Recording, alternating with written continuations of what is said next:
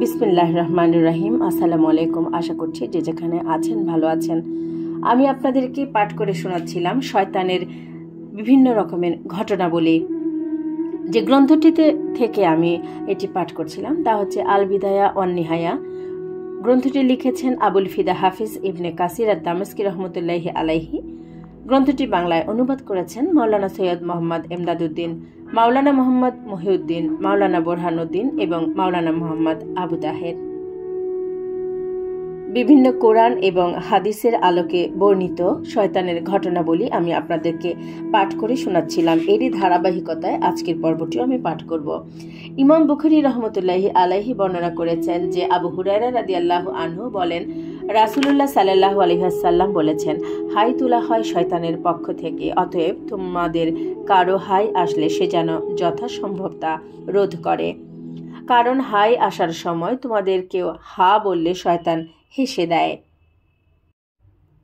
আহমদ, আবু দাউদ এবং তিরমিজি রহমতুল্লাহি আলাইহিও হাদিসটি বর্ণনা করেছেন এবং ইমাম নাসাই রহমতুল্লাহি আলাইহি হাদিসটি সহি বলে রায় দিয়েছেন।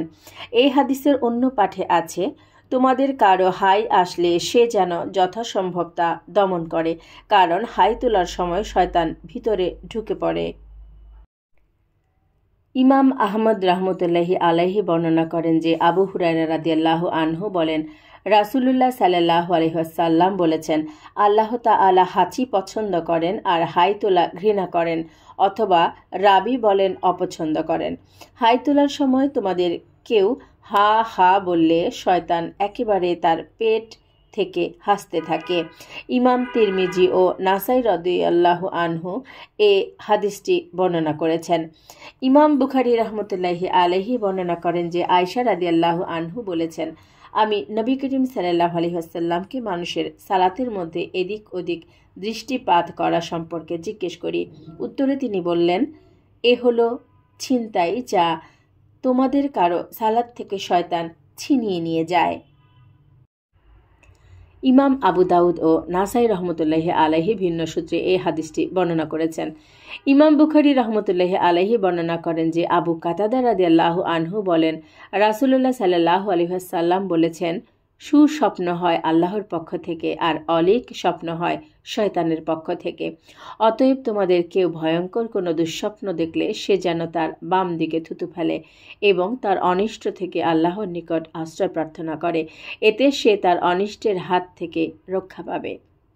ইমাম আহমদ রহমতুল্লাহি আলাইহি বর্ণনা করেন যে আবু হুরায়রা রাদিয়াল্লাহু আনহু বলেন, রাসূলুল্লাহ সাল্লাল্লাহু আলাইহি ওয়াসাল্লাম বলেছেন, তোমাদের কেউ কিছুতেই যেন তার কোনো ভাইয়ের প্রতি অস্ত্র দ্বারা ইশারা না করে, কারণ কি জানি হয়তো শয়তান তার হাতে এসে ভর করবে, যার ফলে সে জাহান্নামের কুণ্ডে গিয়ে নিক্ষিপ্ত হবে। ইমাম বুখারী ও মুসলিম রহমতুল্লাহি আলাইহি এই হাদিসটি বর্ণনা করেছেন। আল্লাহ তাআলা বলেন, আমি নিকটবর্তী আকাশকে সুশোভিত করেছি প্রদীপমালা দ্বারা এবং তাদেরকে করেছি শয়তানের প্রতি নিক্ষেপের উপকরণ এবং তাদের জন্য প্রস্তুত রেখেছি জ্বলন্ত অগ্নির শাস্তি। অন্য আয়াতে তিনি বলেন, আমি নিকটবর্তী আকাশকে নক্ষত্ররাজির সুষমা দ্বারা সুশোভিত করেছি এবং রক্ষা করেছি প্রত্যেক বিদ্রোহী শয়তান থেকে, ফলে তারা ঊর্ধ্ব জগতের কিছু শুনতে পায় না এবং তাদের প্রতি নিক্ষিপ্ত হয় সকল দিক থেকে বিতাড়নের জন্য, এবং তাদের জন্য আছে অবিরাম শাস্তি। তবে কেউ হঠাৎ কিছু শুনে ফেললে উল্কাপিণ্ড তার পিছু ধাওয়া করে। পবিত্র কোরআনের 37 নম্বর সূরার 6 থেকে 10 নম্বর আয়াত এটি। অন্যত্র মহান আল্লাহ বলেন, আকাশে আমি গ্রহ নক্ষত্র সৃষ্টি করেছি এবং দর্শকের জন্য তাকে সুশোভিত করেছি এবং প্রত্যেক অভিশপ্ত শয়তান থেকে আমি তাকে রক্ষা করে থাকি। আর কেউ চুরি করে সংবাদ শুনতে চাইলে তার পিছু ধাওয়া করে প্রদীপ্ত শিখা। পবিত্র কোরআনের 15 নম্বর সূরার 16 থেকে 18 নম্বর আয়াত এটি। আরেক জায়গায় আল্লাহ তাআলা বলেন, শয়তানরা তা সহ অবতীর্ণ হয়নি, তারা এই কাজের যোগ্য নয় এবং তারা এর সামর্থ্য রাখে না, তাদেরকে তো শ্রবণের সুযোগ থেকে দূরে রাখা হয়েছে। 26 নম্বর সূরার 10 থেকে 12 নম্বর আয়াত এটি। অন্যত্র আল্লাহ তাআলা জিন জাতি সম্পর্কে সংবাদ দিতে গিয়ে বলেন, এবং আমরা চেয়েছিলাম আকাশের তথ্য সংগ্রহ করতে, কিন্তু আমরা দেখতে পেলাম কঠোর প্রহরী ও উল্কাপিণ্ডে আকাশ পরিপূর্ণ। আর পূর্বে আমরা আকাশের বিভিন্ন ঘাঁটিতে সংবাদ শোনার জন্য বসতাম, কিন্তু এখন কেউ সংবাদ শুনতে চাইলে সে তার উপর নিক্ষেপের জন্য প্রস্তুত জ্বলন্ত উল্কাপিণ্ডের সম্মুখীন হয়। পবিত্র কোরআনের ৭২ নম্বর সূরার ৮ থেকে ৯ নম্বর আয়াত এটি।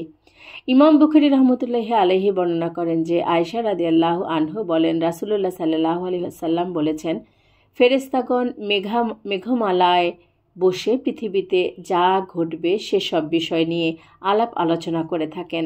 শয়তানরা তার শব্দ বিশেষ শুনে এসে জ্যোতিষীর কানে ঢেলে দেয়, যেমন বোতলে কোনো কিছু ঢালা হয়ে থাকে। পরে তারা তার সাথে আরও ১০০ কথা জুড়ে দেয়। ইমাম বুখারী রহমতুল্লাহি আলাইহি ইবলিস পরিচিতি অধ্যায়ে লায়স রহমতুল্লাহি আলাইহি থেকে মুআল্লাক সূত্রেও হাদিসটি বর্ণনা করেছেন। ইমাম বুখারী ও মুসলিম রহমতুল্লাহি আলাইহি বর্ণনা করেন যে আয়েশা রাদিয়াল্লাহু আনহু বলেছেন, কিছু লোক রাসূলুল্লাহ সাল্লাল্লাহু আলাইহি ওয়াসাল্লামের নিকট জ্যোতিষীদের সম্পর্কে জিজ্ঞেস করলে তিনি বললেন, ওরা কিছু নয়। তারা বললেন, হে আল্লাহর রাসূল, তারা তো কখনো কখনো কোনো কিছু সম্পর্কে আমাদেরকে এমন কথা বলে থাকে যা সঠিক প্রমাণিত হয়ে যায়। উত্তরে রাসূলুল্লাহ সাল্লাল্লাহু আলাইহি ওয়াসাল্লাম বললেন, ওই সত্য কথাটি জিনদের কেউ ছোঁ মেরে এনে মুরগির কর্কর শব্দের ন্যায় শব্দ করে তার সাঙ্গাতের কানে দিয়ে দেয়। পরে তার সাথে তারা শত মিথ্যা কথা জুড়ে দেয়। এ পাঠটি হচ্ছে ইমাম বুখারী রহমতুল্লাহি আলাইহি এর। বুখারী রহমতুল্লাহি আলাইহি বর্ণনা করেন যে আবু হুরায়রা রাদিয়াল্লাহু আনহু বলেন, রাসূলুল্লাহ সাল্লাল্লাহু আলাইহি ওয়াসাল্লাম বলেছেন, আল্লাহ তাআলা ঊর্ধ্ব জগতে কোনো বিষয়ের সিদ্ধান্ত নিলে আনুগত্য প্রকাশের উদ্দেশ্যে ফেরেশতাগণ তাদের ডানা ঝাপটাতে শুরু করেন, যেন তা মসৃণ পাথরের উপর জিঞ্জিরের ঝনঝনানি। তারপর তারা শান্ত ও নির্ভয় হলে তারা বলাবলি করেন যে, তোমাদের প্রতিপালক কি বললেন? উত্তরে তারা বলেন, তিনি যা বললেন তা নির্ঘাত সত্য। তিনি তো মহিয়ান গরিয়ান। এ সুযোগে চুরি করে শ্রবণকারী তা শুনে ফেলে। চুরি করে শ্রবণকারী দল এবারে একজন আরেকজনের উপর অবস্থান করে। সুফয়ান তার হাতটি একদিকে সরিয়ে নিয়ে আঙ্গুলগুলোর মাঝে ফাঁক করে তার বিবরণ দেন। তারপর বলেন, তারপর একজন কোনো কথা শুনে নিয়ে তা তার নিচের জনের কাছে পৌঁছিয়ে দেয়। সে আবার তার নিচের জনের কাছে পৌঁছিয়ে দেয়। এভাবে কথাটি জাদুকর কিংবা জ্যোতিষীর মুখে পৌঁছানো হয়। তবে অনেক সময় তা পৌঁছানোর আগেই উল্কাপিণ্ডের কবলে পড়ে যায়। আবার অনেক সময় উল্কাপিণ্ড ধরে ফেলার আগে ভাগেই তা সংশ্লিষ্ট ব্যক্তির কাছে পৌঁছে দেয়। সে তখন তার সঙ্গে শত মিথ্যা জুড়ে দেয়। তারপর বলাবলি হয় যে, অমুক দিন কি সে আমাদেরকে এমন এমন বলেনি? ফলে আকাশ থেকে শ্রুত কথাটির ভিত্তিতে তাকে সত্যবাদী বলে মেনে নেওয়া হয়। ইমাম মুসলিম রহমতুল্লাহি আলাইহিও অনুরূপ একটি হাদিস বর্ণনা করেছেন। আল্লাহ তাআলা বলেন, যে ব্যক্তি দয়াময় আল্লাহর শরণে বিমুখ হয়, আমি তার জন্য নিয়োজিত করি এক শয়তান। তারপর সে হয় তার সহচর। শয়তানরাই মানুষকে সৎ পথ থেকে বিরত রাখে, অথচ মানুষ মনে করে তারা সৎ পথে পরিচালিত হচ্ছে। অবশেষে যখন সে আমার নিকট উপস্থিত হবে, তখন সে শয়তানকে বলবে, হায়, আমার ও তোমার মধ্যে যদি পূর্ব ও পশ্চিমের ব্যবধান থাকত, কত নিকৃষ্ট সহচর সে। পবিত্র কোরআনের 43 নম্বর সূরার 36, 37, 38 নম্বর আয়াত এটি। অন্য আয়াতে আল্লাহ তাআলা বলেন, আমি তাদের জন্য নির্ধারণ করে দিয়েছিলাম সহচর, যারা তাদের সম্মুখে ও পশ্চাতে যা আছে তা তাদের দৃষ্টিতে শোভন করে দেখিয়েছিল। 41 নম্বর সূরার 25 নম্বর আয়াত এটি। অন্যত্র মহান আল্লাহ তাআলা বলেন, তার সহচর শয়তান বলবে, হে আমাদের প্রতিপালক, আমি তাকে অবাধ্য হতে প্ররোচিত করিনি। বস্তুত সে নিজেই ছিল ঘোর বিভ্রান্ত। আল্লাহ বলবেন, আমার সামনে বাক বিতণ্ডা করো না। তোমাদেরকে আমি তো পূর্বেই সতর্ক করে দিয়েছিলাম। আমার কথার রদবদল হয় না এবং আমি আমার বান্দাদের প্রতি কোনো অবিচার করি না। পবিত্র কোরআনের 50 নম্বর সূরার 27 থেকে 29 নম্বর আয়াত এটি। প্রিয় শ্রোতা, আজ এ পর্যন্তই। শয়তানের ঘটনাবলীর পরবর্তী অংশটুকু আমি আগামী পর্বে পাঠ করে শোনাব ইনশাআল্লাহ। আল্লাহ হাফেজ। আসসালামু আলাইকুম।